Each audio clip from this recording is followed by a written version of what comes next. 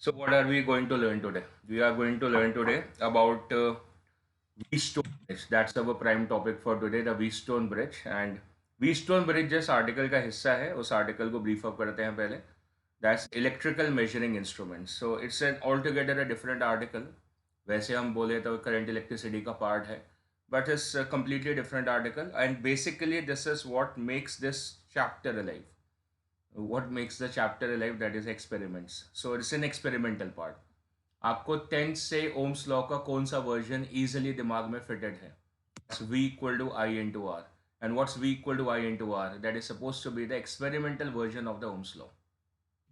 हमने और भी वर्जन्स पढ़े, J equal to sigma into E. We also read about a rho equal to E upon J, the vector and the scalar format. पर सबसे ज़्यादा easily appeal क्या करता है? V equal to I into R. Reason क्योंकि बहुत simple है कि हमारे पास ऐसे डिवाइसेस हैं जो पोटेंशियल को मेजर कर सकती हैं, जो करंट को मेजर कर सकती हैं. So then we ask ourselves a question कि क्या ऐसी कोई डिवाइस है जो रेजिस्टेंस को भी मेजर कर सकती है? हम कैलकुलेट तो कर सकते हैं V equal to I into R से, कि हमें V पता है, I पता है, ग्राफ प्लॉट करें और फिर उसकी स्लोप देखें, उससे रेजिस्टेंस मिल जाएगी. But still, do we have a device which is basically able to measure the electrical resistance also? फ़ायदा क्या होगा अगर हमें इस तरीके की कोई डिवाइस मिल जाती है? सो इन दैट केस हम ओम्स लॉ को वेरीफाई कर सकते हैं. We can verify the Ohm's law and से ऑफ कोर्स कि जो हम ग्राफ से वैल्यू देख रहे हैं और डिवाइस से जो मेजर कर रहे हैं वो सही मारी है. So to measure all the terms, that's the voltage, current and resistance, we have the instruments, and this is a list of the instruments which I am having. The top of the list is with the galvanometer. सबसे essential device है, इसलिए सबसे ऊपर रखी है. और galvanometer करता क्या है? It's a device which basically detects the current in the circuit. क्या करता है? Current supply detect करता है, electrical behavior को circuit में detect करता है. It basically is a coupled device. Coupled device का मतलब है कि ये आपको सर्किट में पोटेंशियल डिफरेंस भी डिटेक्ट कर सकता है और करंट भी बता सकता है. ज़्यादा इजी हमें करंट फील होता है. So we basically primary think upon this device as a current detection device. So galvanometer के सामने लिख देते हैं, it's a current detection device. मतलब ये डिटेक्ट करता है कि भाई सर्किट चल रहा है कि नहीं चल रहा है, हमने इतनी मेहनत से कनेक्शंस करे और फिर सर्किट में जान भी है कि नहीं है. कई बार क्या है कि इतनी सारी चीज़ें होती हैं, बैटरी होती है, स्विचेस होते हैं, रेजिस्टेंस हैं, अब और डिवाइसेस लगा रखी हैं, कि हमने कोई गलती कर दी. हमने गलती कर दी मतलब हमने जो कनेक्शंस करे, पॉजिटिव नेगेटिव, कहीं पे कोई गलती कर दी. और ऐसी गलती करते हुए क्या हुआ, हमें हमें लगा कि हमने सही लगाया है, वो सर्किट वर्क अपॉन ही नहीं कर रहा. हमें कैसे पता चला? हमें पता चला गैल्वेनोमीटर की डिफ्लेक्शन को देख के. चलो, पहले तो आपको सर्किट को रेडी करना होता है. आपने सर्किट को रेडी कर दिया कि चलो ये सर्किट लाइव हो गया, अब ये चल रहा है, सर्किट रेडी हो गया. अब आप क्या करेंगे? अब आप मेजरमेंट्स पे जाएंगे. So then we require a measurement devices. फिर आती हैं आपकी दो primary devices, voltmeter and ammeter. So what is an ammeter doing? It's basically measuring the current in the circuit. So galvanometer भी तो वही कर रहा है. galvanometer basically detect करता है. So ammeter एक modified galvanometer होता है जो कि एक ज़्यादा रेंज में करंट को मेजर कर सकता है और एक्यूरेसी से कर सकता है. सो कैसे कर पाएगा और कैसे एक्यूरेसी इंक्रीज होगी? This will be the part of this particular concept, right? So ammeter is basically for the measurement of the current. Current measure करने के लिए है. That makes a difference between the two devices. Of course उसकी range ज़्यादा है, accuracy ज़्यादा है in comparison with the galvanometer. Same mannerism में when we are talking about a voltmeter for measuring the potential difference. Galvanometer भी कर सकता है, but the voltmeter is comparatively more range, मतलब वो ज़्यादा वैल्यूज में उसको पोटेंशियल डिफरेंस को मेजर कर सकता है. So is for the measurement of the potential difference. So दो इंपॉर्टेंट टर्म्स जो है हमारे लिए वो हमारी मेजर हो गई हैं. And then comes the next one, the Wheatstone bridge, जो कि हमारा आज का बेसिक आर्टिकल है. And this is for basically finding the value for the resistance, right? So this is for finding in the resistance और measuring the resistance or calculating the resistance. Which kind of the resistance? We are talking about a external resistance, जो कि हमने circuit में बाहर से लगाई है. कोई लोड लगाया, कोई अननोन डिवाइस लगाई, उसके क्रॉस कितनी रेजिस्टेंस है वो आपको फाइंड आउट करनी है. This is gonna help you. And then Wheatstone bridge was the first idea. It was the first primary idea of this, मतलब डेवलपमेंट में कि रेजिस्टेंस को हम नाप सकते हैं। सो ये पहली डिवाइस थी। Then after that it was modifications in it, उसके प्रैक्टिकल अडेप्टेशंस हुई, इंप्रूवमेंट्स हुई। So meter bridge is an improvement on the Wheatstone bridge. It's an idea based upon the Wheatstone bridge principles. Then the slide Y bridge is again based upon the Wheatstone bridge principles. Slide Y bridge is again a better version of the meter bridge. Meter bridge नाम कैसे पड़ रहा है?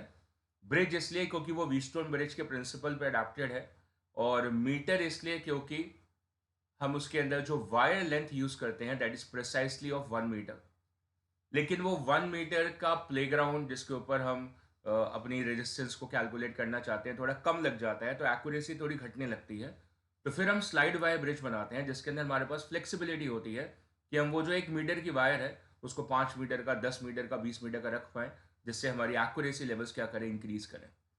सो meter bridge and slide wire bridge दोनों क्या है, modified Wheatstone bridge है, adaptation same है Wheatstone bridge. And then there is one more, that's a post office box, again based upon the same idea. अब थोड़ा ऑब्सोलीट है, आजकल हम ज़्यादा उसको यूज़ नहीं करते हैं। So but all the three are basically the modified versions of the Wheatstone bridge. Does it winds up the things? No. Then comes the two more things. That's a resistance box and rheostat. There are two more things. अब इनमें और इन चारों में क्या difference है?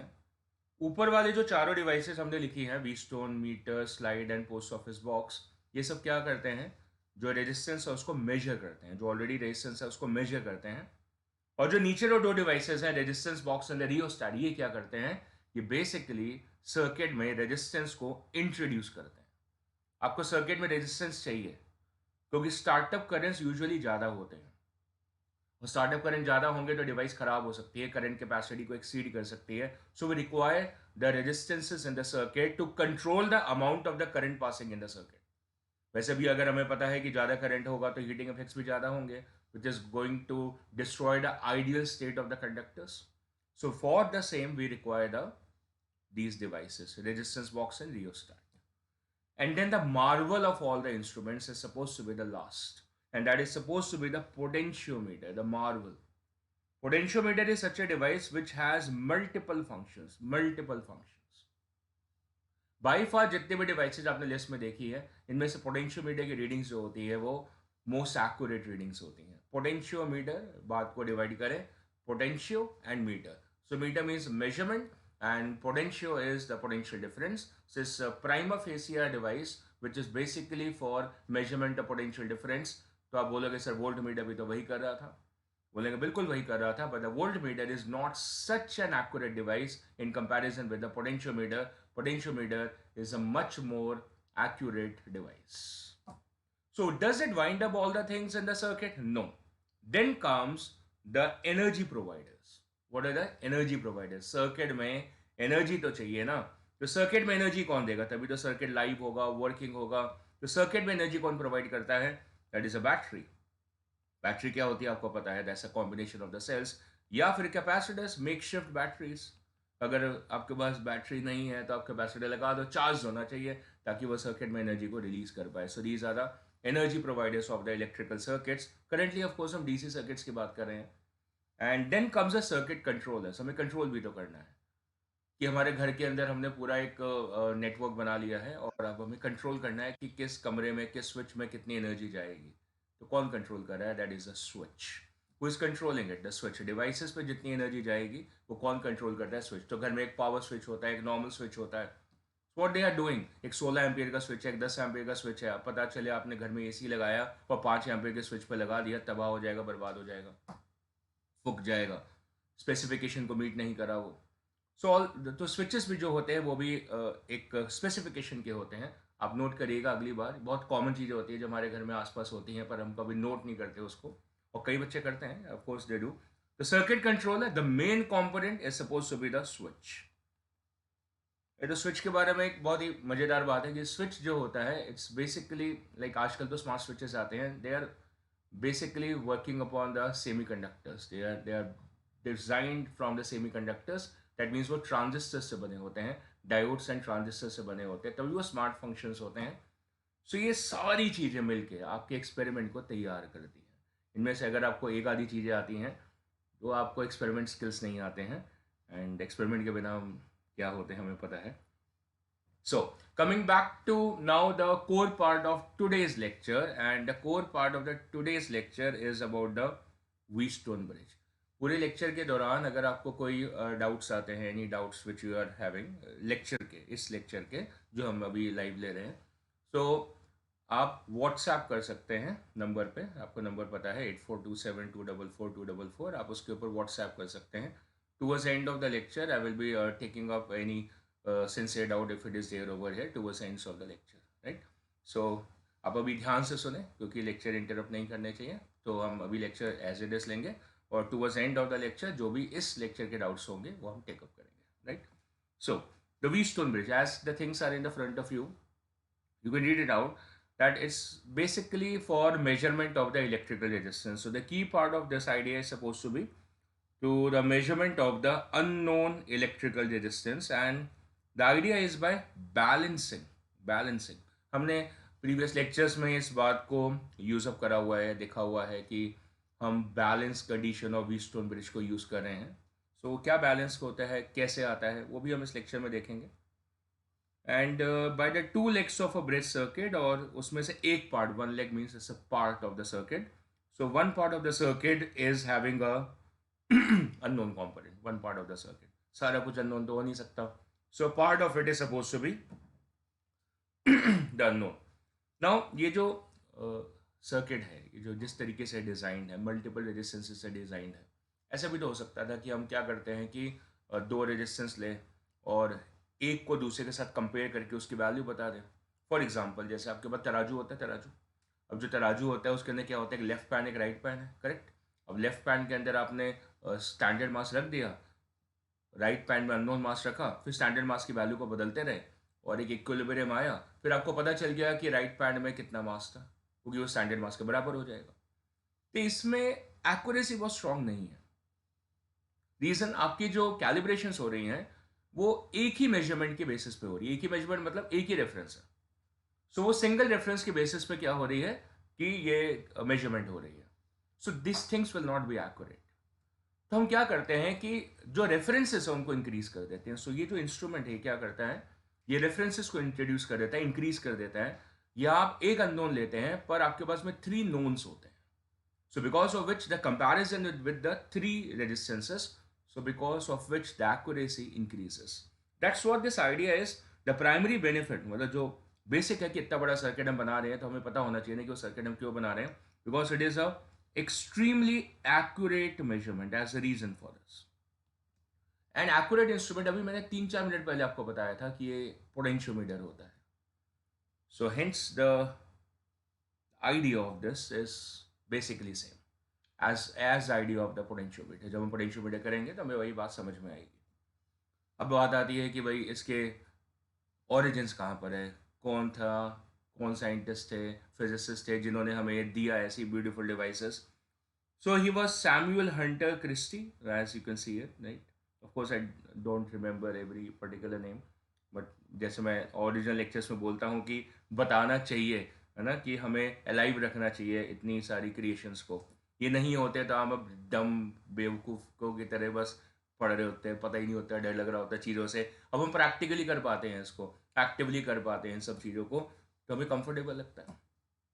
This was done in way back in 1833 and it was improved and popularized by, see that, the creator was someone else, इसके बारे में अब ज़्यादा आपको पता भी नहीं होगा, लेकिन इनके बारे में अब आपको सब कुछ पता है. But he was a populariser, he was a marketer, he was one who basically sold this idea. And in the year 1843, 10 years after the invention was done, so उनके नाम से हम ये जानते हैं, that's a Wheatstone bridge, right? So first look of it, the first look of it is supposed to be like this. That's one of the original circuits which was generated from the thesis, from the theories. It's one of the original circuits, and see, you can see this is an experimental form of the circuit. मतलब हम जो देखते हैं ना, हम usually क्या देखते हैं कि 4 रेजिस्टेंस से बीच में 5 रेजिस्टेंसेस कनेक्टेड हैं. So that's an just symbolisation of what the actual behaviour is. So यहाँ पे क्या है, देखो, R1, R3, R2, RX 4 हैं. ये R1, R2 हैं क्या, बेसिकली रेजिस्टेंसेस हैं. सर्किट में रेजिस्टेंस को इंट्रोड्यूस कौन करता है, दैट्स रेजिस्टेंस बॉक्स। कौन करता है? Resistance box. तो ये R1 जो है, ये R3 जो है, what are these are resistances boxes, resistance boxes हैं। अब जो रेजिस्टेंस बॉक्स होता है वो होता क्या है? आप अभी अपने स्कूल तो जा नहीं पाए इस साल हम। सो जो रेजिस्टेंस बॉक्सेस होते हैं उसमें प्लग्स होते हैं, there are suppose to be the plugs inside this. So जैसे ये 3 प्लग्स हैं यहाँ पे और उसके ऊपर वैल्यूज़ हैं, जैसे ऐसा 1 ohm value, 10 ohm value and 100 ohm value, इस तरीके से है, राइट। तो 3 वैल्यूज जैसे हमने देखी। हमने क्या करना होता है सर्किट में रेजिस्टेंस को इंट्रोड्यूस करने के लिए? हम जैसे हमने इस प्लग को बाहर निकाल दिया, प्लग इन नहीं करना है, प्लग आउट करना होता है। क्या करना होता है? प्लग आउट करना होता है। तो हमने 10 ओम वाली रेजिस्टेंस को बाहर निकाल दिया। सो 10 ohm resistance will be introduced in the circuit, जिसको भी हम plug out करेंगे, that is going to be introduced in the circuit. So these are the resistance boxes. So R1 and R3 जो हैं, जो इस डायग्राम में आपको दिख रहे हैं, R1 एंड R3, ये इसी तरीके के स्मॉल रेंज रेजिस्टेंस बॉक्सेस होते हैं, जिनमें आपके जो नंबर ऑफ प्लग्स हैं जिनको आप पुल आउट कर सकते हैं वो थोड़े कम हैं। So like 3 plugs are there like this in both of them, R1 and R3, and let's say they are of the value 1 ohm and then a 10 ohm and a 100 ohm. The similarly in R3 we have the 1 ohm, the 10 ohm and a 100 ohm like this in this particular mechanism. Now what does it basically does? The R1 and R3 का basic role क्या है? This is for setting up the least count of this particular experiment.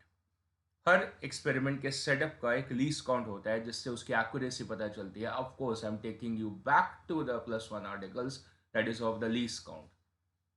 Least count by definition क्या होता था? That was suppose to be the minimum value which can be taken accurately and precisely by any particular physical instrument. सबसे छोटी value जो कि आप accurately and precisely ले सकते हैं। Precision is something which is coming from the instrument और वो इंस्ट्रूमेंट के लीस्ट काउंट को बताता है।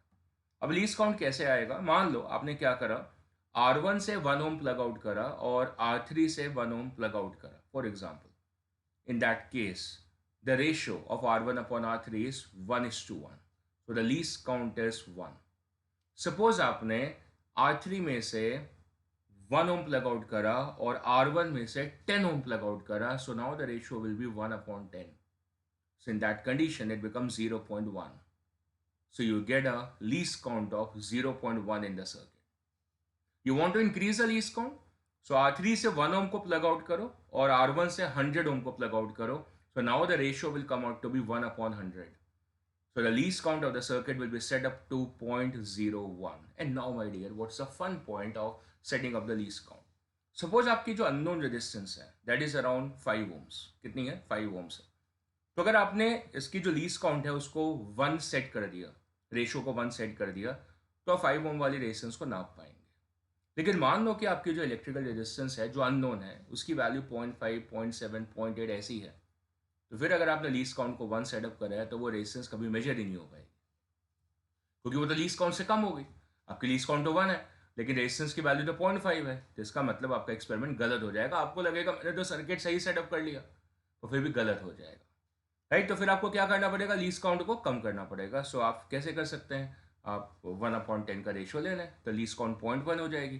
तो 0.5 वाली रेजिस्टेंस, 0.7 वाली रेजिस्टेंस डेफिनेटली उससे ऊपर है, तो ये डिवाइस उसको मेजर कर पाएगी।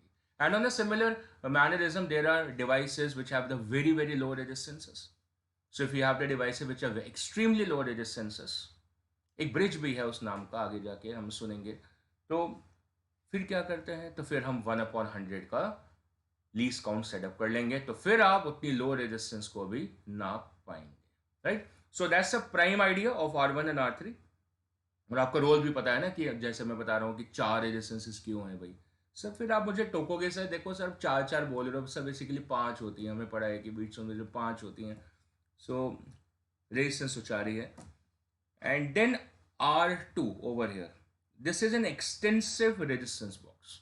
R2 जो होता है वो is an extensive resistance box, थोड़ा कॉस्टली होगा, इसके अंदर बहुत सारे प्लग्स होंगे, बहुत सारे। जैसे आपको अगर तराजू में आपके जो पास जो स्टैंडर्ड मासेस हैं वो बहुत सारे होने चाहिए, है ना। पता चले जो अननोन मास है उसकी वैल्यू 6.27 ग्राम्स थी, तो यहाँ पे बहुत सारे मासेस होने चाहिए, 5 ग्राम का, 2 ग्राम का, 0.5 ग्राम का, 0.25 ग्राम का, 0.1 ग्राम का, 0.01 ग्राम का। इतने सारी वैल्यूज होनी चाहिए ताकि आप उसकी वैल्यू 6.27 एग्जैक्टली निकाल पाओ। इन द सेम मैनरिज्म जो ये रेजिस्टेंस बॉक्स होना चाहिए, इतना लैविश होना चाहिए कि इसके अंदर बहुत सारे प्लग्स हों जिनको आप निकाल पाओ, ताकि वो वैल्यू जो एग्जैक्टली है वो आप सेटअप कर पाओ। So it's an extensive resistance box over है, थोड़ा सा बड़ा रेजिस्टेंस बॉक्स होगा जो स्लाइडर रखा हुआ है। इसका मतलब आप उसकी वैल्यूज को चेंज करते हैं। क्या बोला मैंने? आप उसकी वैल्यूज को चेंज करते हैं, मतलब R1 और R3 एक बार सेटअप हो गया, अब उसको सर्किट में छेड़ेंगे नहीं, क्योंकि उससे बेसिकली क्या सेटअप हो गया, उससे सेटअप हो गया कि सर्किट का लीस्ट काउंट कितना था, वो सेटअप हो चुका है।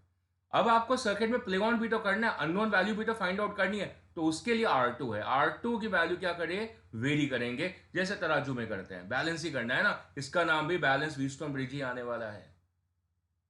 सो R2 की वैल्यू को वेरी करते रहेंगे ताकि अब Rx को फाइंड कर लें। So one of the unknown resistance can be find out. This is what these four resistances are in tandem working in the circuit. अगर ये सर्किट काम कर रहा है कि नहीं कर रहा है, ये तरीके आपके काम कर रहे हैं कि नहीं कर रहे हैं, उसको डिटेक्ट करने के लिए कौन चाहिए? So सबसे important device that was a galvanometer.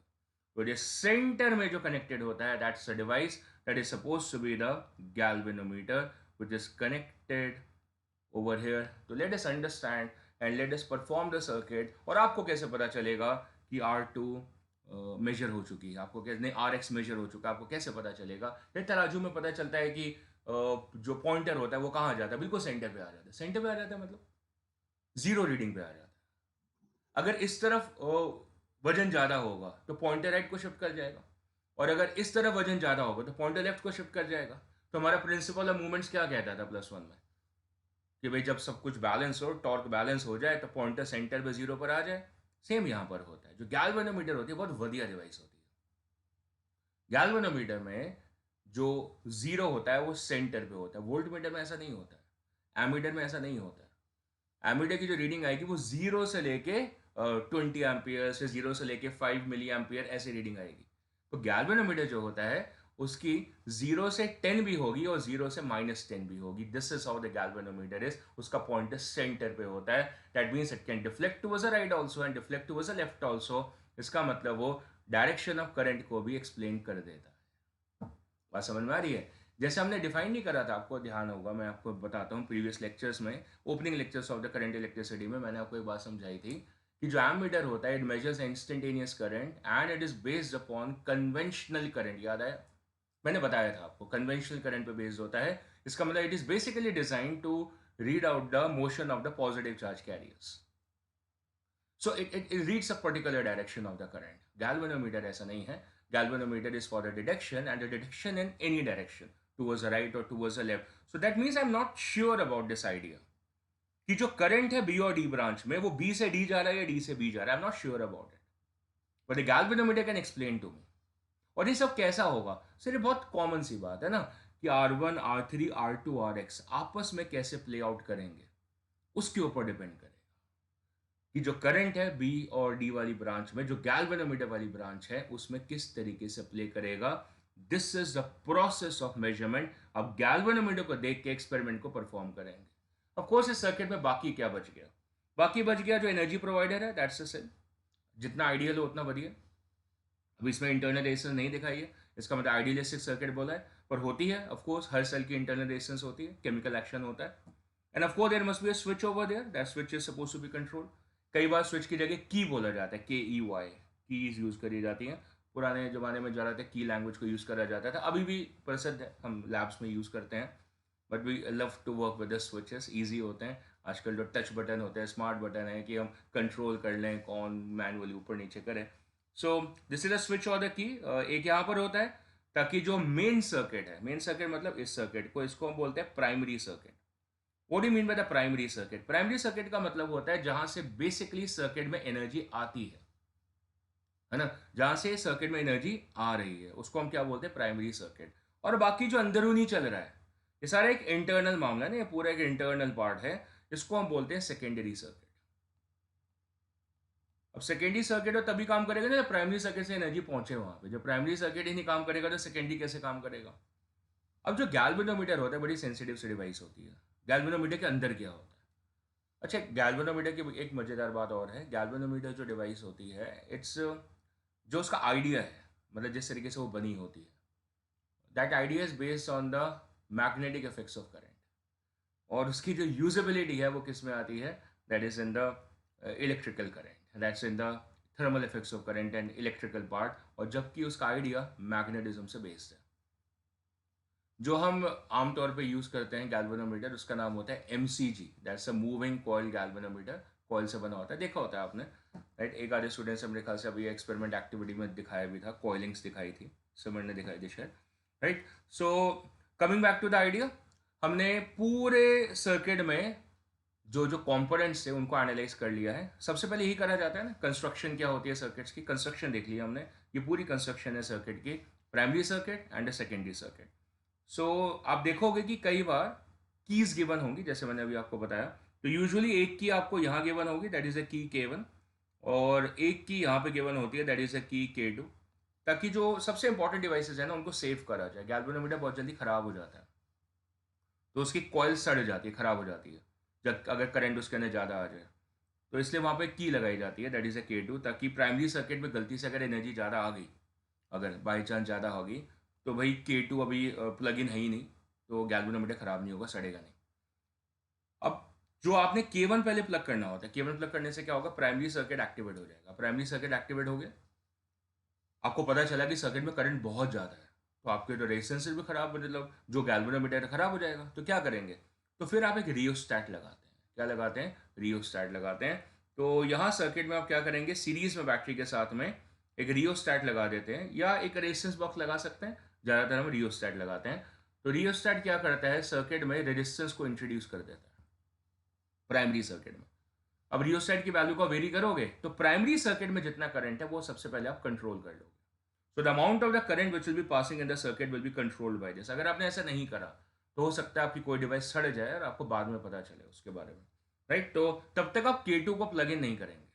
जब आपको पता चल जाएगा उसके लिए आप यहाँ पे एक एमीटर लगा सकते हैं, इस तरह, मतलब सेंसिटिव एमीटर लगा सकते हैं, जो कि आपको बता दे कि इस पर्टिकुलर प्राइमरी सर्किट में कितना करंट है। जब ये सेटअप हो जाए उसके बाद में फिर आप बाकी सर्किट को वर्क अपॉन करें, फिर आप अपनी रीडिंग्स लें K2 को प्लग इन करके। This is how the things work upon. So पहले प्राइमरी सर्किट को एक्टिवेट करा जाता है हमेशा, और फिर सेकेंडरी सर्किट को एक्टिवेट करा जाता है। बहुत नॉर्मल से बात है। सबसे पहले हमारे घर में क्या होता है, मेन्स ऑन करे जाएंगे, फिर किसी कमरे में जाके किसी स्विच को ऑन करेंगे ना। This is what we do basically. So आपका जो मेन्स है वो क्या है, प्राइमरी सर्किट है, और बाकी सारे कमरे कैसे होते हैं, सेकेंडरी सर्किट्स होते हैं। कोई यूजफुल सी इंफॉर्मेशन है। तो चलो, ये आइडिया हमें दिख गया, बेसिक कंस्ट्रक्शन दिख गई। अब हमें इसके आगे बढ़ना है। आगे बढ़ते हैं, थोड़ी बातें कर लेते हैं। सर्किट देखा हमने, थोड़ी बातें करते हैं। बातों में क्या है, कुछ फैक्ट्स देखते हैं। So now what are some facts, देखते हैं कि ये जो व्हीटस्टोन ब्रिज है वो करता क्या है। So it illustrates the concept of the difference measurement which is extremely accurate. Potential difference measurement है बेसिकली। और पोटेंशियल डिफरेंस मेजरमेंट में डिफरेंस वर्ड का मतलब क्या होगा, ये towards the end of the lecture पे आपको जाएगा।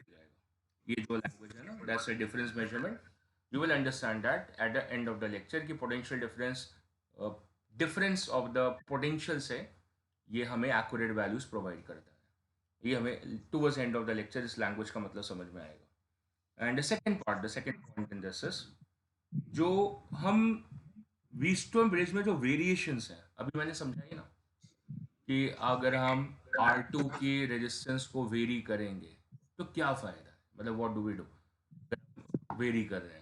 सो व्हीटस्टोन ब्रिज के बहुत सारे एप्लीकेशंस हैं। To measure an unknown resistance is suppose to be prime idea, एक आइडिया, वन आइडिया, पर ऐसे बहुत सारे एप्लीकेशंस हैं। उनमें से एक है that it is used for measuring the capacitance. आपको पता है कैपेसिटेंस क्या होता है, और द इंडक्टेंस, ये आगे आपके मैग्नेटिज्म में आएगा, एंड द इम्पिडेंस जो आपके ऑल्टरनेटिंग करंट के सर्किट्स में आएगा। और सारी क्वांटिटीज होती हैं जिनको व्हीटस्टोन ब्रिज मेजर रखने की कैपेसिटी रखता है। मतलब ये सारी डिवाइसेस की वैल्यूज को, मतलब capacity value, inductance value, impedance value, ये वो मेजर कर सकता है इनडायरेक्टली। डायरेक्टली तो वो क्या कर रहा है, रेजिस्टेंस को मेजर कर रहा है, इनडायरेक्टली ये इन वैल्यूज को भी मेजर कर सकता है। सो इनके लिए बहुत सारी मॉडिफिकेशंस करी जाती हैं। क्या करी जाती है, मॉडिफिकेशंस करी जाती हैं। ऐसे ही एक मॉडिफाइड ब्रिज होता है Kelvin bridge, it's a modified bridge. Of course it's adapted from the Wheatstone. और किस लिए? This is for measuring very very low resistance. So एक नॉर्मल डिवाइस के रेजिस्टेंसेस जो है वो तो सर्किट में हम ले आते हैं। कई डिवाइसेस ऐसी होती हैं इनकी रेजिस्टेंस बहुत ही कम होती है। हम चाहते हैं डिवाइसेस बनाते हैं ऐसे। अब देखेंगे सेमीकंडक्टर्स में ऐसी डिवाइसेस होती हैं, तो उनको मेजरमेंट करने के लिए हमें डिफरेंट एडॉप्टेशंस करनी पड़ती है, मतलब थोड़ा चेंज करना पड़ता है सर्किट को। तो ऐसा एक ब्रिज होता है केल्विन ब्रिज। ऐसे बहुत सारे ब्रिजेस होते हैं। जैसे एक और ब्रिज आप सुनने को देखेंगे, कैरी फॉस्टर ब्रिज होता है। This is again a bridge which is basically use for different purpose, all together different purpose के लिए यूज करा जाता है। अब एक ऑल ओवर आइडिया होता है। एक ऑल ओवर आइडिया क्या होता है? जैसे मान लो कि हम, बेटा ये जिसका डिस्टर्बेंस आ रही है वो अपने ऑडियो को म्यूट कर ले, राइट? ठीक है, जिसके भी ये डिस्टर्बेंसेस चल रही हैं प्लीज अपना ऑडियो म्यूट कर ले। Okay, right, let's continue now. हम जैसे क्या करते हैं कि हमने कोई गाना गाया, हमने कोई बात बोली और हमें उसको अपने कंप्यूटर में रिकॉर्ड करना है। तो अगर हम कंप्यूटर में उसको रिकॉर्ड करते हैं तो हमारे पास कोई डिवाइसेस होती हैं जो कंप्यूटर की कंपोनेंट्स में होती हैं, जिसको हम लेमन भाषा में माइक्रोफोन बोल देते हैं, रिकॉर्डर बोल देते हैं।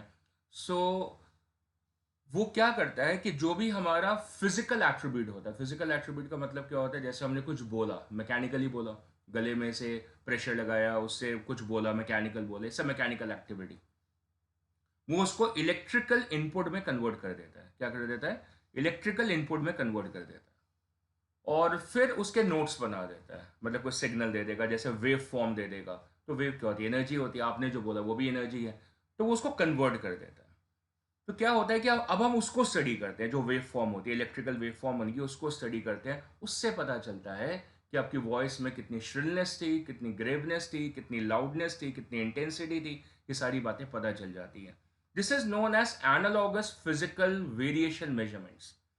तो ये आइडिया भी आपको व्हीटस्टोन ब्रिज से मिल जाता है कि अगर आप इससे अननोन रेजिस्टेंस फाइंड आउट कर लेते हैं तो उसका सिग्निफिकेंस क्या है। What is the significance of finding the unknown resistance? The significance of finding the unknown resistance is to finding the impact of the physical phenomena. And what impacts, such as the force, हमारी life में basically changes किसके होते हैं? Force के, कितनी force कम है, ज़्यादा है, टेम्परेचर, उसे हमारे आए दिन क्या बदलता है? टेम्परेचर बदलता है, प्रेशर। तो इसका मतलब बेसिकली ये जो आइडिया है, this is to measure mechanical effects only. Student ने अभी एक्टिविटीज़ में पीजो इलेक्ट्रिक बिहेवियर के बारे में डिस्कस आउट किया था। So very nice idea. The electrical stress equipments होते हैं, पीजो इलेक्ट्रिक डिवाइसेज जो होते हैं, दीज आर स्ट्रेस इंस्ट्रूमेंट्स। मतलब ये बेसिकली हमें ये समझाते हैं कि इनकी जो वर्किंग है that is based upon the electrical stress, जिससे मैकेनिकल स्ट्रेस डेवलप इन होता है, या मैग्नेटिक स्ट्रेस जिससे मैकेनिकल स्ट्रेस डेवलप होता है। This idea is also something about that only. You know, जब किसी अच्छे फिजिसिस्ट को एक आइडिया मिल जाता है तो उसको एक बूस्ट मिल जाता है। बूस्ट मिल जाता है मतलब to develop some excellent things. And this is what happened with the Wheatstone bridge. Wheatstone bridge एक आइडिया था जो कि दिया क्रिस्टी ने था और व्हीटस्टोन ने उसको पॉपुलराइज करा। But then came the brilliant mind of the James Clerk Maxwell in the 1865। Of course उन्होंने EMW थ्योरी को प्रोलॉन्च करा, हमें समझाया इलेक्ट्रिसिटी मैग्नेटिज्म आपस में कैसे रिलेटेड हैं, जो कि अब आगे जाके पढ़ेंगे। And then he improvise this idea. और जिस तरीके से आज ये एक्चुअली लैब्स में यूज होता है, वो नाम व्हीटस्टोन ब्रिज नहीं है। And that is suppose to be the Blumlein bridge, आजकल जो इसको यूज करते हैं। And it's developed by the Alan Blumlein and the year 1926, and the theory for that was given by the James Clerk Maxwell in the 1865. And see, this is how you can set up this is how the exact version of how you can set up this in your homes. It's quite simple arrangement as you can see. आपको याद होगा कि हमने थोड़े दिन पहले colour coding of resistances का article भी पढ़ा था, वही वाला जिसके अंदर हमने वो कोडिंग सी बनाई थी, वो बहुत सारे कलर्स की। क्या था वो? याद होगा, ब्रेडेन वाली जो कोडिंग थी। So this is your cell, Duracell जैसी शेप लगाई हुई है, because we believe that it is one of the best cells, best battery. And then you can see this is the resistance over there, this is the resistance over there, this resistance over there, this might be the unknown. ये क्या है? Unknown है जिसकी आपको नापनी है। सो 3 आपकी known सी होगी, मतलब 2 नोन हो गई, एक वेरी करके लगा देंगे। और ये सेंटर में क्या है? अरे सेंटर में तो सर वही है जो आपने अभी बताया था, ऐसे गैल्वेनोमीटर। जब तक आप प्रैक्टिकल नहीं देखते हैं, जब तक आप प्रैक्टिकली इन चीज़ों को नहीं देखते हैं, समझते हैं, तो दिमाग में घर थोड़ी करेंगे, है ना। But some people have different idea. सबको लगता है, कई लोगों को, कि प्रैक्टिकल तो वेस्ट होता है, but practicals are always good, है ना, एक्टिविटीज आर ऑलवेज गुड। अब इस गैल्वेनोमीटर में अगर हम देखें तो जैसे मैंने अभी समझाया आपको कि सेंटर पे जीरो, अब आप इसको बिलीव थोड़ी करते जब तक आप इसको देखेंगे नहीं। आप बोलेंगे सर क्या बोले जा रहे, इधर भी होता है उधर भी होता है, मैंने तो देखा है उसके अंदर एक ही तरफ होता है ना। सो this is a zero mark at the centre and you can see it can deflect towards the right and it can deflect towards the left. इधर भी डिफ्लेक्ट कर सकता है और इधर भी डिफ्लेक्ट कर सकता है। ब्यूटीफुल डिवाइस होती है। बहुत समय लगाएंगे हम गैल्वेनोमीटर, एमीटर और वोल्टमीटर पे अपकमिंग लेक्चर्स में। This is what practically it looks like, right. It looks like you can design it, या आप डिजाइन कर सकते हैं बहुत ईजिली। चलो थोड़ी अब सर्किट सॉल्विंग करते हैं, ठीक है ना। बातें बहुत सारी हो गई, अब थोड़ी सर्किट सॉल्विंग करते हैं, थोड़े स्किल्स दिखाते हैं किरचॉफ के। किरचॉफ भी तो है इस चैप्टर में। हमने नोडल लगा के किरचॉफ की महत्वता को थोड़ा कम कर दिया है, but Kirchhoff is still alive and these are the resistances over here. अब ये आप ना बेसिकली पढ़ लेते हैं किताब में कि ऐसा होता है, ऐसा देखो ये रेजिस्टेंसेस होती हैं, ऐसे बिल्कुल होती है, मना कौन कर रहा है। So this is my resistance भी थोड़ा बड़ा बड़ा लिख देता हूँ. This is a resistance Q and this is a resistance R and this is a resistance S. These are the 4 resistances over here. Where is the fifth one? Fifth one जो है that is supposed to be the galvanometer over here and जो भी galvanometer है उसकी resistance है. और जो जो बातें मैंने बोली उसको अगर आप इसको थोड़ा देखेंगे तो this is the first switch that is S1 over here and this is the second switch that is S2 over here. दो switches हैं. तो मेरी सारी बातें सही होती जा रही हैं धीरे धीरे, ठीक है ना। अब क्या करें फिर? अब S1 को क्लोज कर देते हैं। सो ये S1 को क्लोज कर दिया। अब ये क्या चीज़ है? What is this? Is a cell, of course. This is cell. Cell है या बैटरी है? Sir it's a battery. देखो बहुत सारे सेल्स हैं उसके अंदर। So it's a combination of cells और ये आपने लगा दिया। हम यूजुअली ना इसको बैटरी एलिमिनेटर बोलते हैं। क्या बोलते हैं? बैटरी एलिमिनेटर बोलते हैं। आपके लैब्स में होता है, स्कूल लैब्स में। उसके अंदर आप जितने आपको वोल्टेज चाहिए, इनपुट चाहिए, उतना आप उसको यूज़ कर सकते हैं। तो इक्विवेलेंट ईएमएफ जो आपने पढ़ा था वो आर्टिकल भी लैब्स में सच हो जाता है। वो ऐसा नहीं होता कि बस ख्वाबों में है, थ्योरी में है, प्रैक्टिकल में नहीं होता, ऐसा नहीं है। बैटरी एलिमिनेटेड डिवाइस होती है जिससे आप कंट्रोल कर सकते हैं कि कितनी वोल्टेज आप सर्किट को सप्लाई करेंगे, राइट। सो अब इससे करंट यहाँ से निकलना शुरू हो गया। This is the amount of the current which is moving in the primary circuit. This is what is a primary circuit. तो चलो फिर क्या करें? फिर किरचॉफ वाली बातें खेलते हैं। And now this current enters into this particular junction at A. कितना करंट है? आई करंट है। अभी क्या होगा? ऑफ कोर्स डिवाइड होगा। इस ब्रांच में कितना गया उसको I1 ले लेते हैं। How much is the current over है? That's I1। और इस ब्रांच में कितना गया जो कि R वाली ब्रांच है, उसमें करंट को हम I2 ले लेते हैं। चलो जी, करंट की जर्नी शुरू हो जाती है। अभी जो I1 वाला करंट है घूमता हुआ यहाँ पहुंचा, बी जंक्शन पे पहुंचा। जैसे वो बी पे पहुंचे, पॉइंट कौन सा? बी है। बी पे पहुंचा तो फर्दर डिवीजन आ गई। तो कुछ करंट किस में जाएगा? गैल्वेनोमीटर में जाएगा और बाकी क्यू में चला जाएगा। करेक्ट है। अब गैल्वेनोमीटर में जितना करंट जाता है उसको हम बोल रहे हैं I G. G for galvanometer, of course, ठीक है ना। I G, that's a current in that particular branch. अब आई जी को टेक्निकली क्या बोलते हैं? That will be the part of the video और the lecture of the galvanometer, ठीक है ना, या एमीटर वोल्टमीटर के लेक्चर में हम डिटेल में पढ़ेंगे उसको। अब जो Q वाली ब्रांच में जो करंट गया वो कितना है? I1 में से IG तो इधर चला गया, तो बैलेंस करंट कितना हो गया? I1 माइनस ऑफ IG आ गया इस पर्टिकुलर ब्रांच में।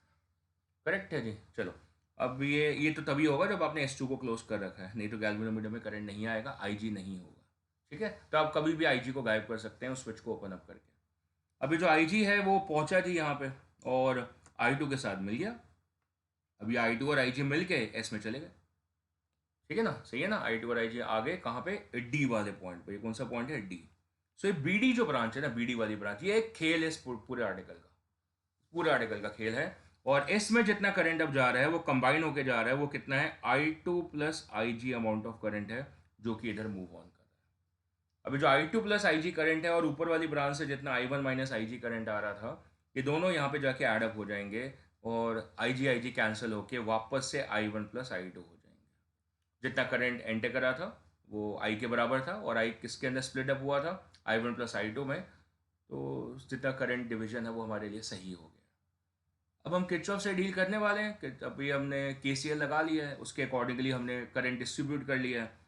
अब KVL लगाने की बारी है। अब KVL लगाते हैं तो पहले ये वाला लूप ले लेते हैं, दिस लूप, दिस लूप, कौन सा वाला लूप? ये तो पहला वाला लूप है ना, ये वाला, इस वाले लूप को ले लेते हैं और इस लूप में मूव ऑन करते हैं क्लॉकवाइज। सो पहले किसके क्रॉस? तो first of all across this one. So कितना होगा? In the direction of the current है, so it should be minus of I1 into P. That's the potential drop. Then we move across the central branch over here, galvanometer वाली branch पे. So that is minus of IG into G. And then we close this loop and we are moving opposite to the current I2.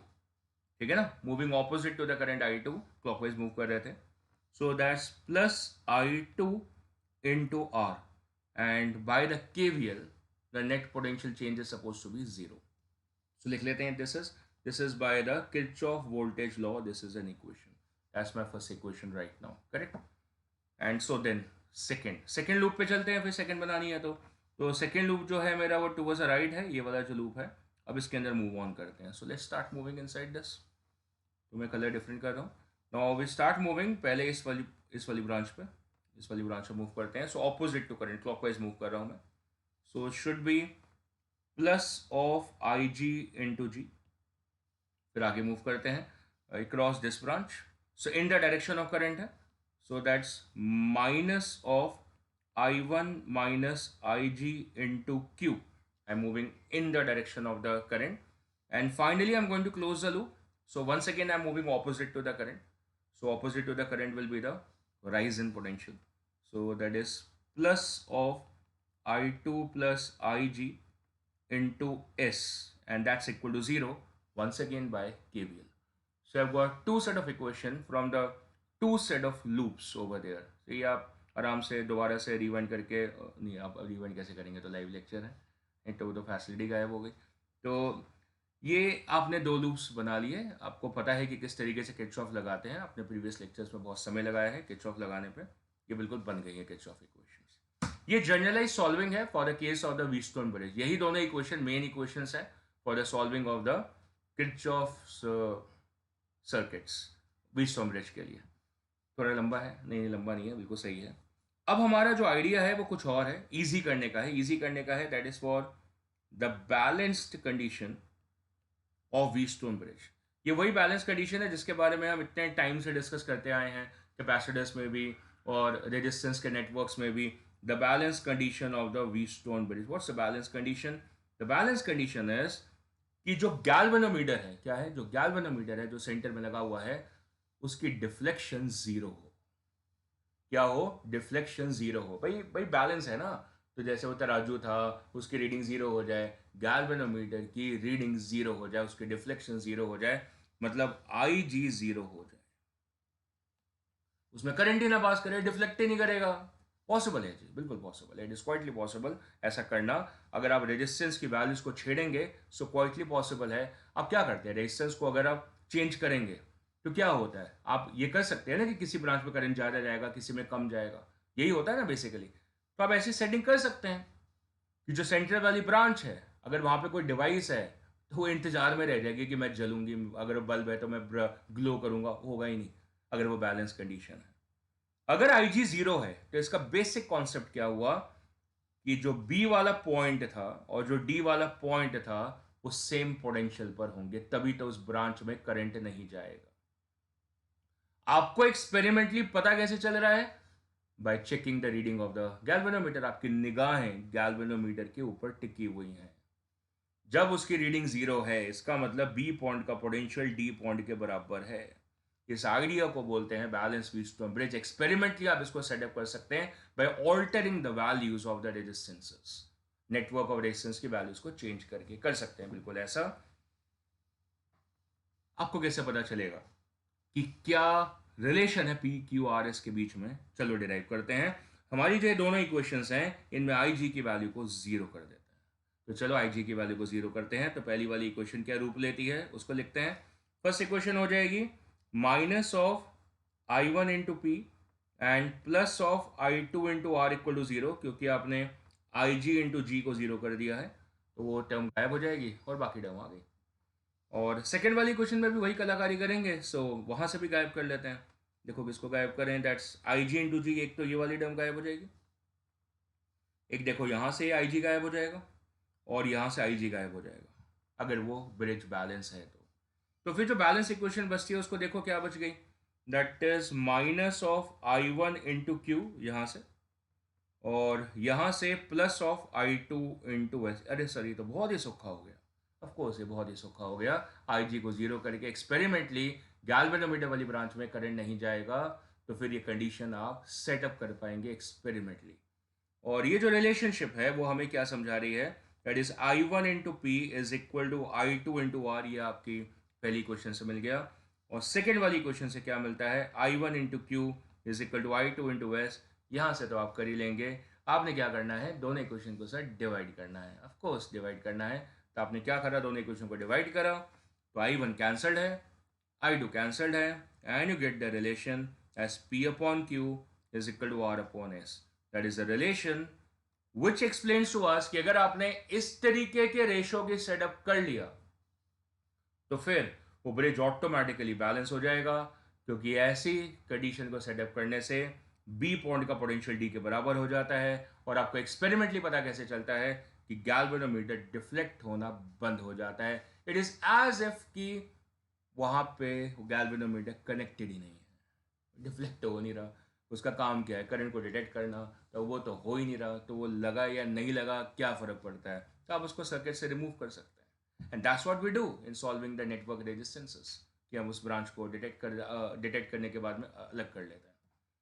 So this is P by Q equal to R by S. Of course जैसे मैंने पहले के lectures में बताया हुआ है, you can also of course write this as P upon R is equal to Q upon S. So actual version of this is supposed to be P is equal to RQ. That's a exact version. That is a cross behavior. Cross behavior आपका same आना चाहिए. P into S should be equal to R into Q. The cross behavior. PS RQ. PS RQ. दिखाओ. Yes. So that's what is a balanced condition. So derivation हो गई, देखो है ना, derivation हो गई। इतने महीनों से हम डील कर रहे थे इसको, आज जाके फाइनली हमने करा। कुछ पिक्चर देखते हैं, let's watch up some GIF over there, so for some good knowledges, right?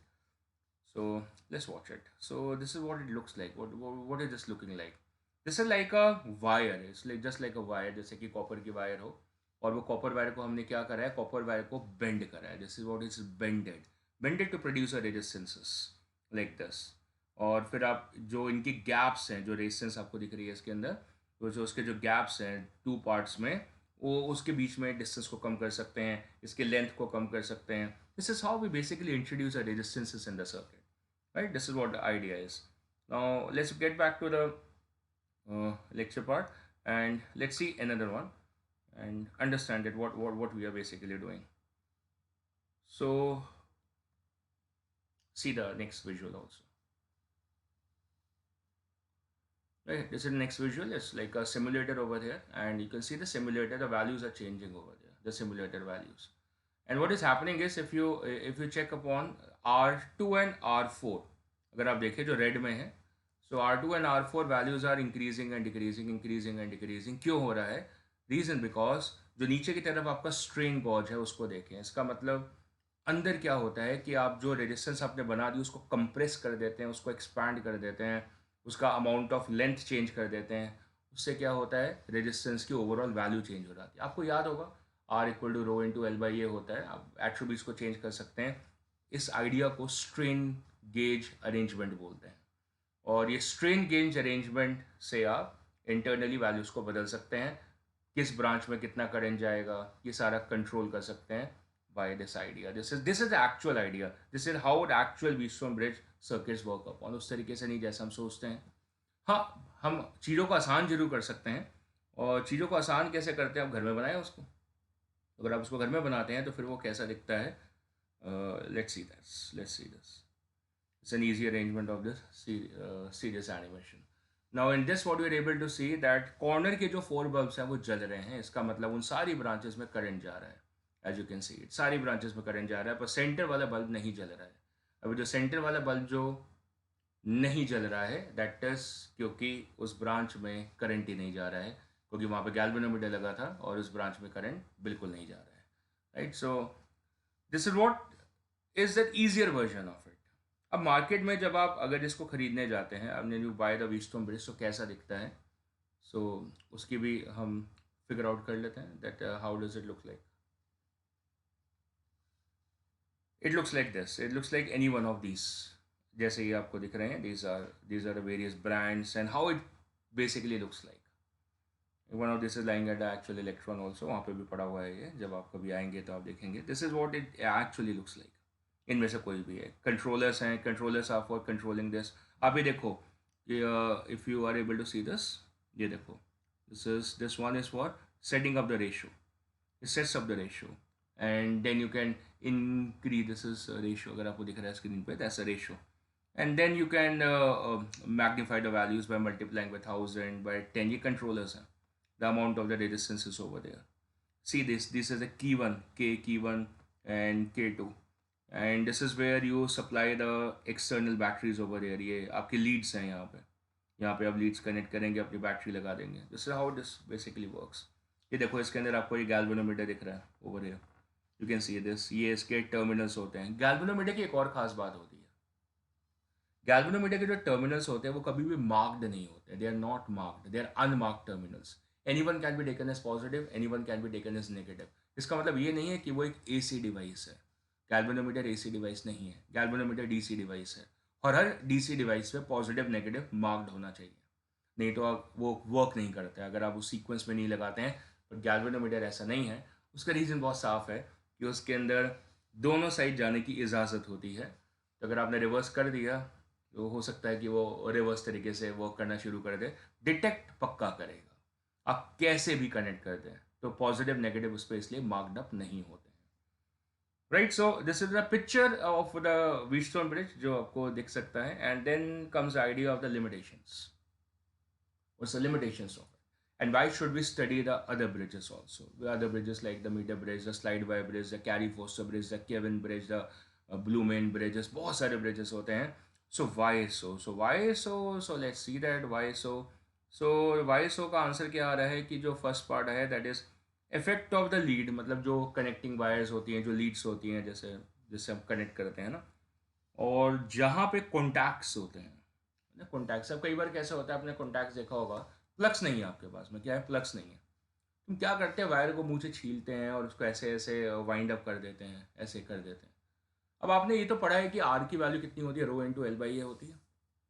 अब आपने इतनी वायर ली, यहाँ से यहाँ तक कनेक्ट करनी थी, यहाँ से ये देखो इतना, इतनी यहाँ से यहाँ तक कनेक्ट, इतनी लेंथ ऑफ द वायर ली, पर यहाँ तो आपने और घुमा दी. तो भाई जहाँ पे कॉन्टैक्ट आपने दिया, जहाँ पे प्लग इन करा, वहाँ तो एक्स्ट्रा रेजिस्टेंस यूज़ कर दी, वाइंडिंग करके ना एक्स्ट्रा रेजिस्टेंस यूज़ कर ली. तो आप वो भूल जाते हैं कि आप उस लेंथ को यूज़ ही नहीं करते. तो जहाँ पे कॉन्टैक्ट्स मेंटेन होते हैं वहाँ के रेजिस्टेंसेस को आप नेगलेक्ट कर देते हैं. सो वो आपको पता ही नहीं चलता. और इतने सारे कॉन्टैक्ट्स हैं, देखो ना, इतना बड़ा सर्किट है तो इतने सारे कॉन्टैक्ट्स हैं. तो कॉन्टैक्ट रेजिस्टेंसेस, लीड की जो रेजिस्टेंसेस होती हैं, अब वो इतने सारी जब रेजिस्टेंसेस लगेंगी, इतने सारे कॉन्टैक्ट्स होंगे, तो छोटा छोटा, मतलब आप बोलोगे सर एक की 0.1 ओम थी, सर क्या फ़र्क पड़ता है, तो दूसरे की 0.2 ओम थी, एक और की 0.3 थी, एक और की 0.1 थी. वो जोड़ जोड़ के it will become significant.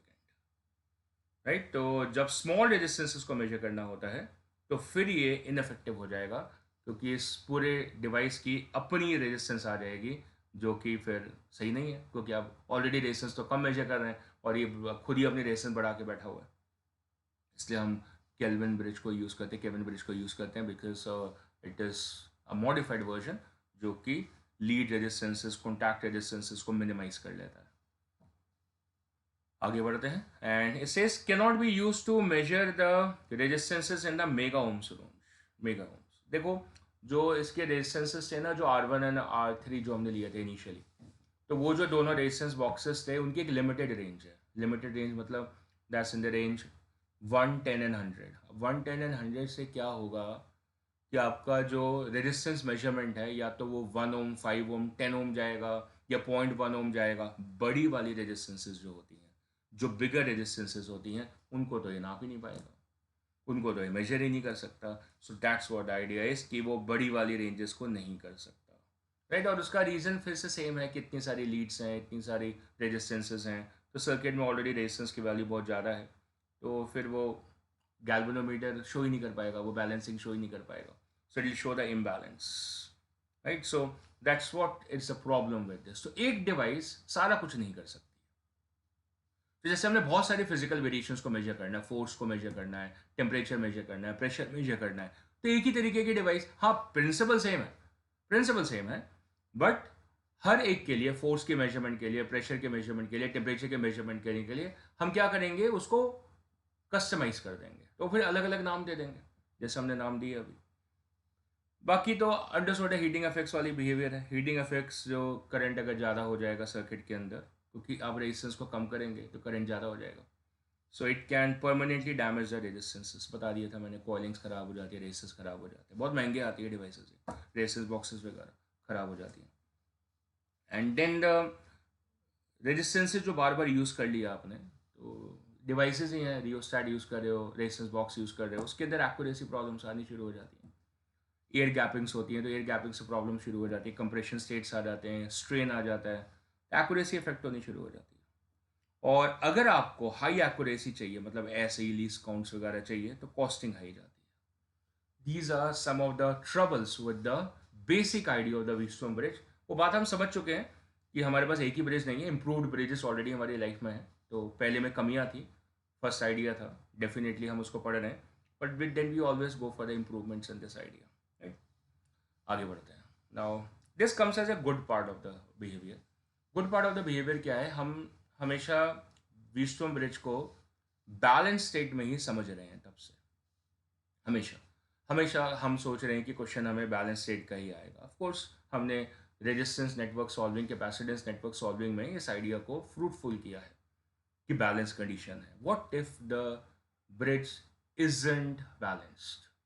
So the bridge isn't balanced, then where will the current move? Will it move from B to D or will it move from D to B? इस पे हमें दिलचस्पी है, इस बात के ऊपर। So we are going to find out the conditions. अगर ब्रिज बैलेंस नहीं है, so the question has a very right to ask me कि सर करंट किधर फ्लो करेगा, बी से डी या डी से B. So I am going to solve it by the method number 2। Method number 1 मैंने ऊपर लगा चुका हूँ, that is the idea of the Kirchhoff. अब मैं क्या करने वाला हूँ, मैं इसको सिर्फ एक सीरीज बिहेवियर से सॉल्व करने वाला हूँ। सीरीज बिहेवियर क्या होता है? सीरीज सर्किट आपको पता होगा, याद होगा, क्या नाम दिया था मुझे, मुझे खुद ही याद नहीं आ रहा क्या? नहीं नहीं, मुझे बिल्कुल याद है, आपको भी याद होगा। सीरीज सर्किट को हमने नाम दिया था पोटेंशियल डिवाइडर सर्किट। क्या नाम दिया था? The potential divider circuit. देखो इस इलस्ट्रेशन में मैंने बी और डी के बीच में जो गैल्वेनोमीटर है उसको बाहर करके दिखाया हुआ है, बाहर की तरफ दिखाया हुआ है। सो दिस इज योर गैल्वेनोमीटर, बाहर की तरफ, और देखो फिर से वो जीरो है उसके ऊपर, है ना, और राइट की तरफ भी है, लेफ्ट की तरफ भी है, जहाँ भी वो डिफ्लेक्ट करें। चलो, तो ये जो ब्रांच है इधर और ये जो ब्रांच है इधर, इस पे जो पोटेंशियल डिफरेंस है वो इसके अकॉर्डिंग डिवाइड होगा। किसके अकॉर्डिंग? जो इनपुट पोटेंशियल है। इनपुट पोटेंशियल कितना है? वी ले लेते हैं। तो ऊपर वाली जो दोनों रेजिस्टेंसेस हैं, कौन सी वाली? एक तो ये पी और ये क्यू, एक्सपेरिमेंटली उनको R1 एंड R2 बोला हुआ है। तो ये जो पी और क्यू वाली रेजिस्टेंस है ऊपर वाली, इनके अक्रॉस जितना पोटेंशियल है वो चेक कर लेते हैं। इसको मैं वी लिख लेता हूँ और इसको वी क्यू लिख लेता हूँ। ये तो अंडरस्टूड है कि जो V P plus V Q होगा that is suppose to be equal to V, quietly understood है। अब सीरीज में जो वोल्टेज होती है वो कैसे डिवाइड होती है? सीरीज में voltage divides in the ratio of the resistance, correct है ना? जिसकी रेजिस्टेंस ज़्यादा होगी उसके अक्रॉस वोल्टेज भी क्या आएगी? ज़्यादा आएगी। सो इट्स क्वाइटली सिंपल कि मैं ऐसा लिख सकता हूँ that V P as a ratio V Q is in proportion to P is to Q, क्योंकि दोनों में करंट तो सेम ही है, सीरीज में है ना दोनों। So how do I write a value for the V P? So the V P from here should be equal to P upon P plus Q as a fraction, क्योंकि VP की वैल्यू किससे आ रही है? पी से आ रही है।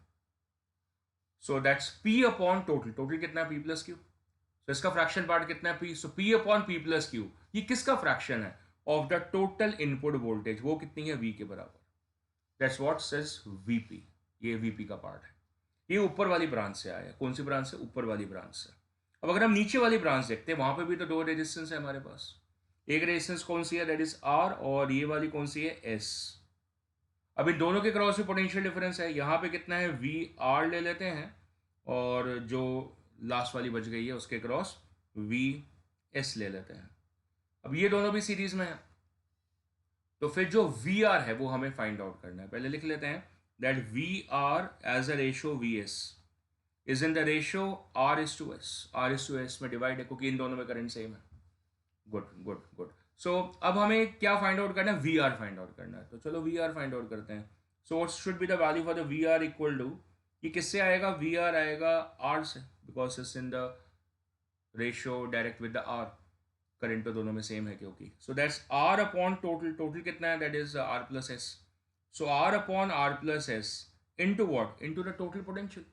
ये भी तो क्लियर है ना कि V R plus V S जो है वो भी वी के बराबर है. नीचे वाली जो दोनों ब्रांच है, एक ही ब्रांच, नीचे वाली जो ब्रांच है उस पर टोटल पोटेंशियल है बैटरी पोटेंशियल के बराबर है. So R upon R plus S किसका, of the total voltage, that's a fraction of it. तो आपको वीपी मिल गया, वी आर मिल गया. What is this VP my dear? If you observe the VP properly, the VP from here is VA minus of VB. So I should write this as VA minus of VB basically. That's a value for VP. You know, VA minus VB. Or similarly, if you observe what is VR, the VR over here is VA minus of VD. Sir VD minus VA नहीं हो सकता, no बेटा नहीं हो सकता. Reason क्योंकि जो A वाला पॉइंट है, ये देखो, ये आपके हाई पोटेंशियल से कनेक्टेड है, इस वाले पार्ट से कनेक्टेड है. और जो करंट डिस्ट्रीब्यूशन है वो इस तरीके से है. इसका मतलब A वाला ही आपका हाई पोटेंशियल है, B वाला आपका लो पोटेंशियल है A से, और D वाला भी लो पोटेंशियल है A से. जैसे जो VR है, this is suppose to be equal to VA minus of VD. Correct है जी. This is the value for the VR. These are the two equation जो कि मैंने अभी अभी आपके सामने डेवलप करी. इसमें मैंने कोई किरचॉफ लॉ नहीं लगाया है और सीधे सीधे इसको मैंने पोटेंशियल डिवीजन मेथड से यूज अप करा है, क्योंकि बेसिक आइडिया तो पोटेंशियल डिफरेंस का ही है. अब मैंने क्या करना है, सब्ट्रैक्ट करना है. Kindly subtract them. किस में से किसको करें, सेकंड में से फर्स्ट को माइनस कर लेते हैं. This is the first one and this is the second one. तो सेकंड में से फर्स्ट को माइनस कर लेते हैं. So will have VA minus of VD and minus of VA minus of VB, like this. Difference ले लिया. And what is this particular difference equal to? That's equal to R upon R plus S into V. पहले ये वाली value को pickup करें and minus the second value, that is P upon P plus Q into V. Simple है, ठीक है ना. हमने बस दोनों वैल्यूज को यहाँ पे पुट अप कर दिया है. और अब इसके अंदर आप शायद एलसीएम ले सकते हैं. Of course you can take it. So that should be P into R and plus R into Q minus P into R and minus P into S. This is something it looks like. Divided by R plus S and into P plus Q, and this is complete multiplied by the V. V क्या है? V is basically input. क्या बोला मैंने? Input. कई बार आप देखेंगे कुछ जगह पे कुछ क्वेश्चंस होते हैं, अगर आप अच्छी किताबों से देखते हैं, सो विल फाइंड कि ये जो V लिखा होगा इसको V इन लिखा होगा. आप गूगल इमेजेस पे देख सकते हैं, इसको V इन लिखा होगा और इसको V आउट लिखा होगा. This is suppose to be the V out basically, right. ये जो आउटपुट है, आउटपुट के अक्रॉस क्या है आपका, गैल्वेनोमीटर है फिलहाल अभी. सो दैट्स क्या है वो, ये देखो, ये इसमें से VA कैंसिल हो जाएगा and you will get this as VB minus of VD. That's your potential difference across that branch, जिसको हम आउटपुट बोल रहे हैं. So this is also written as कि ये वाला पार्ट क्या है, आउटपुट है. So this is can be written as V out and this is supposed to be the V in. किसी भी सर्किट में बेसिकली इनपुट एंड आउटपुट होना चाहिए. इसी को एक्सपेरिमेंटल बिहेवियर्स बोलते हैं बेसिकली. हम इलेक्ट्रिकल बिहेवियर्स इसी को बोलते हैं, इनपुट एंड आउटपुट बिहेवियर्स. हम एफिशिएंसी भी तो निकालते हैं, एफिशिएंसी वो भी तो तभी निकालेंगे ना, इनपुट आउटपुट पता हो. चलो फिलहाल के लिए जो हमारा क्वालिटी ऑफ क्वेश्चन है वो क्या है वो देख लेते हैं. It's almost getting finished now this particular article. So that's a VB minus of VD, that is the potential difference across this particular branch is equal to this value. क्या value है इसमें, PR कैंसल्ड है तो बाकी value क्या बच जाती है, that's equal to QR minus of PS divided by R plus S and into P plus Q. That's the value. And this into the input. Input कितना था, V के बराबर था. So as a promise, so I can also write this as V output is equal to QR minus of PS and divided by R plus S into P plus Q and into V input. This is how we can write this out in this particular mannerism.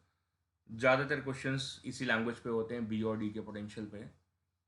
So my conclusions now. The conclusion is a case 1, and the case 1 is, what if the VB is equal to VD? तो potential difference zero हो गया, VB minus VD कितना हो गया? Zero हो गया, bridge balance हो गया। तो कब जीरो होगा? जो न्यूमरेटर है इसका, क्या है, जो न्यूमरेटर है इसका वो जीरो हो जाए।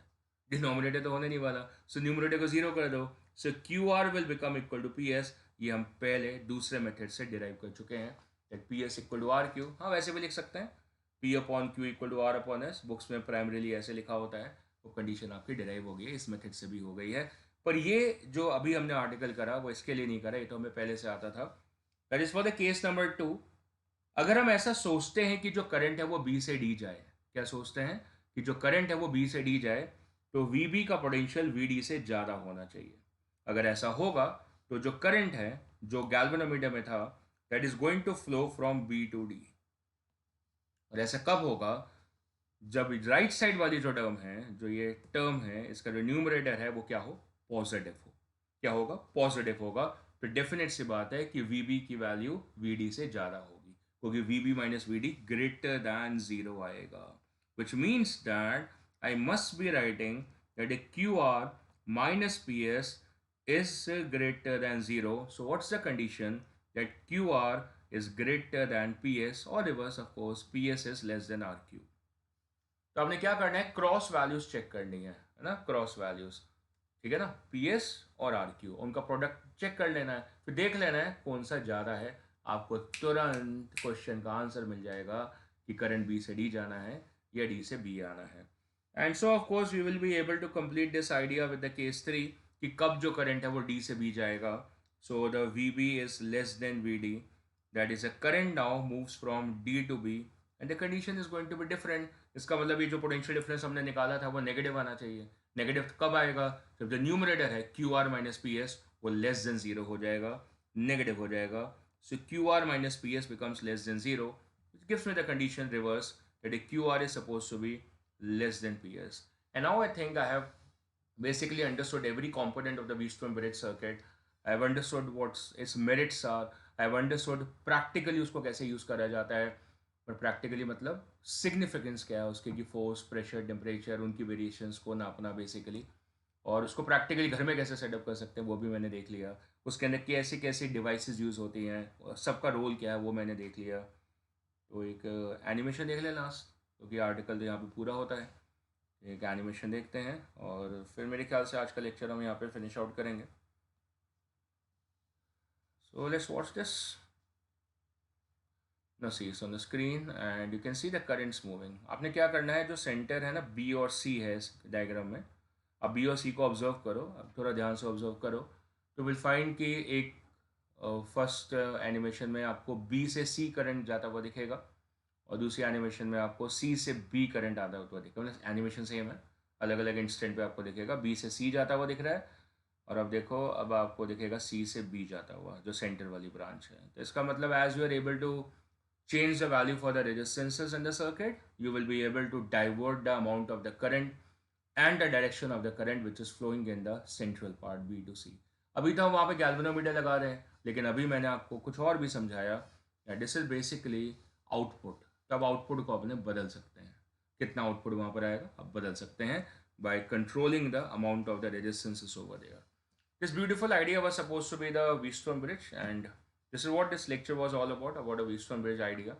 जो अगले आर्टिकल हैं जो कि इस आइडिया पे बेस्ड हैं, that is a metre bridge. कौन से ब्रिज हैं जो कि हम कोर्स में करने वाले हैं? That is suppose to be the metre bridge which we will do in the next lecture probably. And the second one of course that is a slide by bridge. ये हमारे next lecture का content होगा maybe. And of course we are supposed to do the ammeter also, the voltmeter also. अब आपको जैसे ammeter और voltmeter है वो आपको नेक्स्ट चैप्टर की थ्योरीज में मिलेगा, इस चैप्टर में नहीं मिलेगा। तो अब वो कुछ टीचर्स उसको अगले चैप्टर में कराएंगे, तो उनको रशअप करना होगा अगले चैप्टर में, ठीक है ना। मेरे को कोई रशअप नहीं करना है, आराम आराम से पढ़ाना है। तो जो एमीटर और वोल्टमीटर, जो गैल्वेनोमीटर से एमीटर की कन्वर्जेंस है, गैल्वेनोमीटर से वोल्टमीटर की कन्वर्जेंस है, वो मैं आपको यहीं पढ़ाऊँगा, इधर ही पढ़ाऊँगा, इसी चैप्टर में पढ़ाऊँगा। क्योंकि बाद में तो आप भूल जाएंगे सारे कॉन्सेप्ट से वाले, आपको पता ही नहीं होगा कि क्या है। बाद में जाके सडनली वो चीज़ें आ जाएंगी, फिर आप वो सोचते रहेंगे अच्छा इलेक्ट्रिकल में ऐसा था, अच्छा वो वाला है। पर हम उतना वेट नहीं करेंगे, हम यही करेंगे। मैंने आपको नॉलेज दी थी कि जो गैल्वेनोमीटर होती है डिवाइस जो होती है उसके अंदर बेसिकली कॉयल होती है, जैसे पंखे में कॉयल होती है उसमें भी कॉयल होती है, तो वो मैग्नेटिज्म का हिस्सा होता है। When you wind a wire, आपके पास सीधी वायर है, सीधी वायर, अब आप उसको ऐसे टेढ़ा मेढ़ा करते हैं और उसको बेंड करते हैं, उसका सरफेस एरिया बढ़ाते हैं, मैलिबिलिटी यूज़ करते हैं, डक्टिलिटी यूज़ करते हैं। तो क्या करते हैं, मैलिबिलिटी और डक्टिलिटी यूज़ करके उसकी रेजिस्टेंस को एक्टिवेट करते हैं। और अगर आप उसी को कॉयल कर देते हैं, क्या करते हैं, सेम वायर है उसको बस कॉयल करना है आपने, जैसे बल्ब के अंदर CFLs के अंदर आप देखते हैं कॉइलिंग्स होती है, अगर कॉयल कर दिया तो उसकी दूसरी प्रॉपर्टी एक्टिवेट हो जाती है, वो प्रॉपर्टी हम बोलते हैं इंडक्टेंस। राइट, सीधी वायर में नहीं हो पाती है, जब कॉयल बनाएंगे तो होगी, बनती वो कॉपर से ही है पर वो प्रॉपर्टी एक्टिवेट हो जाती है। जैसे मैं नींव रखना शुरू कर देता हूँ ना, जब हम इलेक्ट्रोस्टैटिक्स कर रहे थे तो मैंने कैपेसिटर्स की नींव रखनी शुरू कर दी थी, सेम तरीके से अब मैं आपको बातों बातों में इंडक्टेंस की तरफ धकेल रहा हूँ, क्योंकि हमारा जो अगला चैप्टर है मैग्नेटिज्म, वो बेसिकली दो चैप्टर्स जो हैं पूरे, magnetic effects of current and magnetism, वो बेसिकली आपको सिर्फ एक ही डिवाइस समझाएंगे, that is a inductor, that's it. सिर्फ कॉयल समझाएंगे आपको, दोनों चैप्टर मिलके कॉयल ही समझाएंगे। और जब वो आप चैप्टर खत्म कर लेंगे तो एंड में ये डिवाइस आएगी, उस चैप्टर के पूरे खत्म करने के बाद में आपके सामने MCG आएगी, the moving coil galvanometer is going to come after that ही आएगी। राइट, सो लेक्चर आज का खत्म हो जाता है, so I will take up the doubts ma'am, so I will take up the doubts. So आपके अगर कोई डाउट है इस पर्टिकुलर लेक्चर का, वो आप अभी मुझसे पूछ सकते हो, यू कैन आस्क मी।